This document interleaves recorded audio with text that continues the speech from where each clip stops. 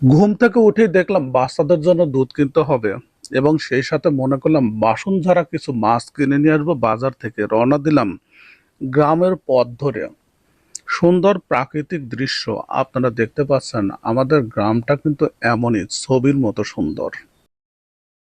তারপরে এলাম ছাতা মাথায় দিয়ে, কারণ ছিটে ছিটে বৃষ্টি হচ্ছে এবং দেখতে পাচ্ছেন সুন্দর রাস্তা। সেই রাস্তা দিয়ে হাঁটা শুরু করলাম।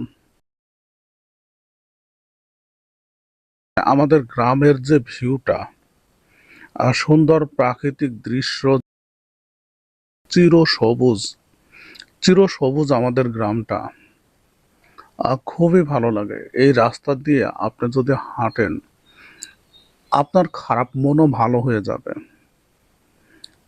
দেখুন কত সুন্দর প্রাকৃতিক পরিবেশ। সেই প্রাকৃতিক পরিবেশের মধ্যে হেঁটে যাচ্ছি আমি।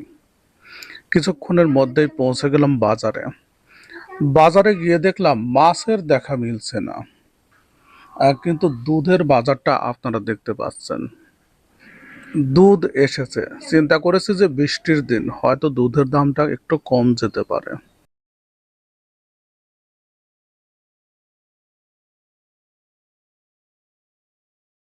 এই যে যে মাছটি দেখতে পাচ্ছেন, এই মাছটি কিন্তু বাজারে এসেছিল। আর দাম 200 টাকা নিতে চাইছিল, টাকি মাছ,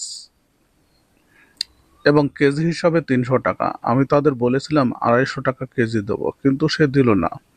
মাছগুলো খুব একটা পছন্দও ছিল না। এখন আসলাম দুধ কিনতে। দুধের বাজারটা কিন্তু কিছুটা জমজমাট ছিল। দামটা এবং এই চাচার কাছ থেকে 60 টাকা কেজি দরে 3 লিটার দুধ নিয়ে নিলাম।